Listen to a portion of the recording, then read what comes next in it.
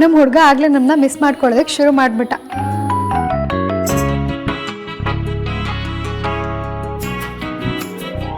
ಎರಡು ದಿನ ಡೆಲ್ಲಿಲಿ ಒಟ್ಟಿಗೆ ಇದ್ದು ಇವಾಗ ತಾನೇ ನಮ್ಮ ಮನೆಗೆ ವಾಪಸ್ ಬಂದಿದ್ದೀವಿ. ಆಗ್ಲೇ ನನ್ನ ನೆನಪಾಗಿ ಹೋಯ್ತಾ ದೋರೆ.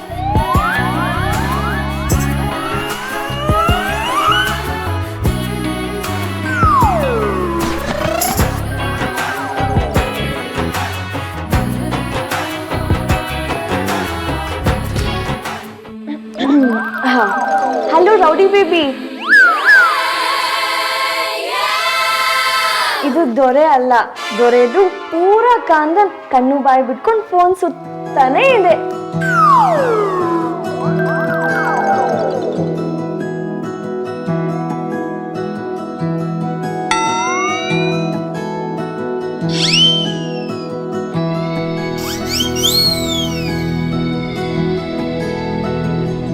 ನನ್ನ ಹುಡುಗ ದೊಡ್ಡ ಇಂಥ ಒಂದು ಕೆಲಸ ಆಗ್ತಿದೆ ಅಂತ ನನಗೆ ಸಣ್ಣ ಕ್ಲೂ ಕೂಡ ಕೊಟ್ಟಿಲ್ಲ. ಅವನೇ ಕಾಲ್ ಮಾಡಿದಾನ ಅನ್ಕೊಂಡು ಹಾಗ ಅಂದ್ಬಿಟ್ಟೆ. ಪರವಾಗಿಲ್ಲ ಬಿಡು, ನಿಂಗೆ ಇವಾಗ ಒಂದು ಸರ್ಪ್ರೈಸ್ ಇದೆ, ಸರಿಯಾಗಿ ಕೇಳಿಸ್ಕೊ. ರೆಡಿ?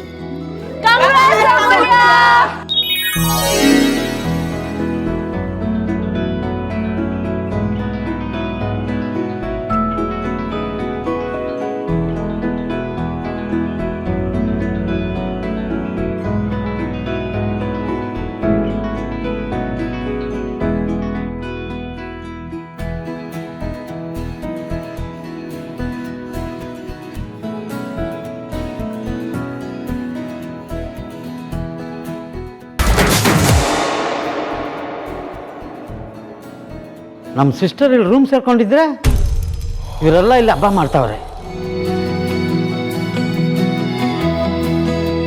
ಮೊದಲು ಈ ವಿಷಯನ ನಮ್ಮ ಸಿಸ್ಟರ್ಗೆ ಹೇಳ್ಬೇಕು.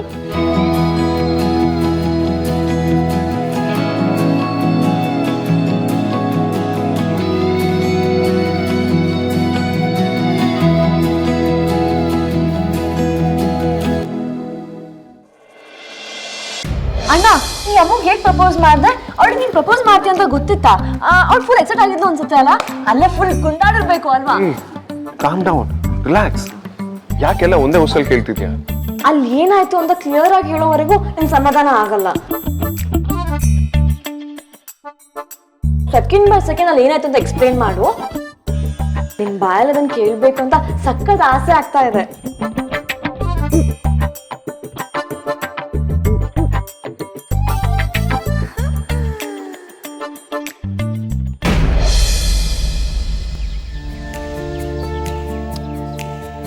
ಅವ್ರೆ, ನಾವು ನಮ್ಮ ರೂಮಲ್ಲಿ ಇಲ್ಲ. ಗೊತ್ತು, ಆದ್ರೆ ನಾನು ನನ್ನ ಹೆಂಡತಿ ಜೊತೆ ಇದ್ದೀನಲ್ಲ. ಒಂದ್ ಹೇಳಿದ್ರೆ ಇನ್ನೊಂದು ಹೇಳ್ತೀರಾ ಅಲ್ವಾ?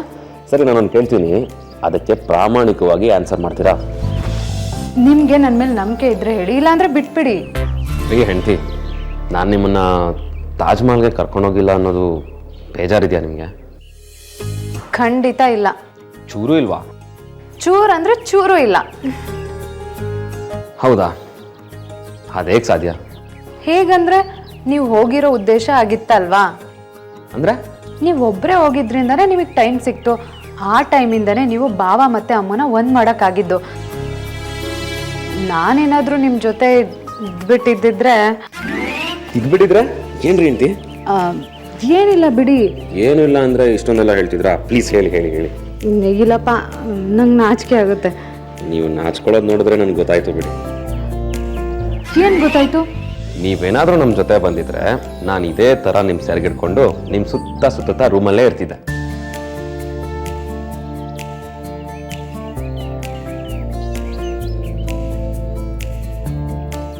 ಅಗ್ರಜನ್ ಪ್ರಪೋಸಲ್ ಟ್ರಿಪ್ಪು ನಮ್ಮ ಹನಿಮೂನ್ ಟ್ರಿಪ್ ಆಗಿರೋದು.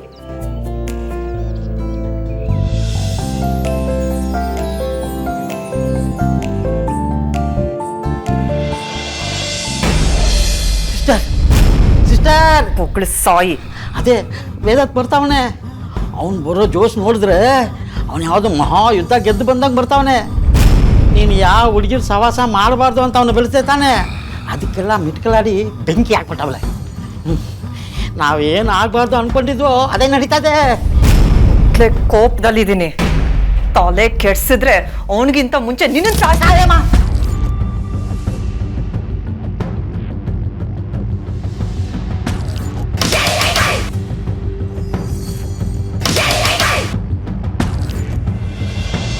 ಈಗಲಾದರೂ ಎಲ್ಲವನ್ನೂ ರಿವೀಲ್ ಮಾಡಬೇಕು.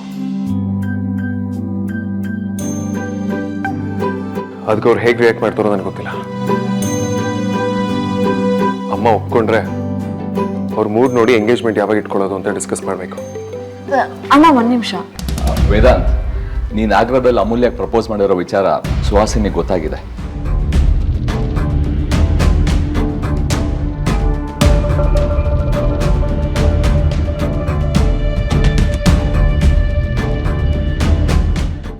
ನನ್ನ ಪ್ರಕಾರ ಹನಿಮೂನ್ ಜಾಗಕ್ಕಿಂತ ಜನ ಮುಖ್ಯ. ನಾವು ಎಲ್ಲೇ ಇದ್ರೂ ಹನಿಮೂನೇ ಅಲ್ವಾ ಹೆಂಡ್ತಿ?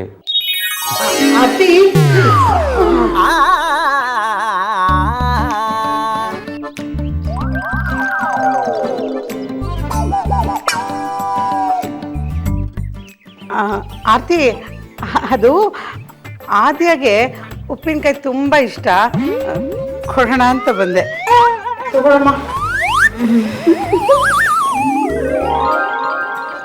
ಏನ್ರಿ ಹೆಂಡ್ತಿ, ನಿಮ್ಮ ಅಮ್ಮಂಗೆ ಈ ಏಜಲ್ಲೂ ನಿಮ್ಗಿಂತ ಜಾಸ್ತಿ ನಾಚಿಕೆ ಅಲ್ಲ? ಅದಕ್ಕೆ ಹೇಳಿದ್ದು, ಇದು ನಮ್ಮ ರೂಮ್ ಅಲ್ಲ, ನೀವು ಸ್ವಲ್ಪ ಸುಮ್ಮನೆ ಇರಿ ಅಂತ. ಕರೆಕ್ಟ್ ರೀ. ನಿಮ್ಮ ತವ್ರ ಮನೇಲಿ ನಮಗೆ ರೊಮ್ಯಾನ್ಸಿಗೆ ಜಾಗನೇ ಇಲ್ಲ. ಬನ್ನಿ ಬೇಗ ನಮ್ಮ ಮನೆಗೆ ಹೋಗೋಣ.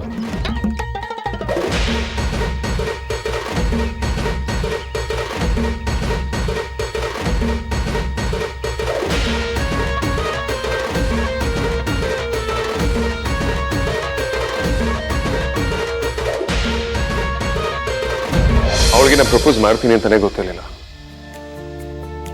ಅವಳನ್ನ ತಾಜ್ ಮಹಲ್ ಮುಂದೆ ನಿಲ್ಸಿ when I went on my knees, ಅವಳ ಕಣ್ಣಲ್ಲಿ ಆಶ್ಚರ್ಯ ನೋಡಿದೆ.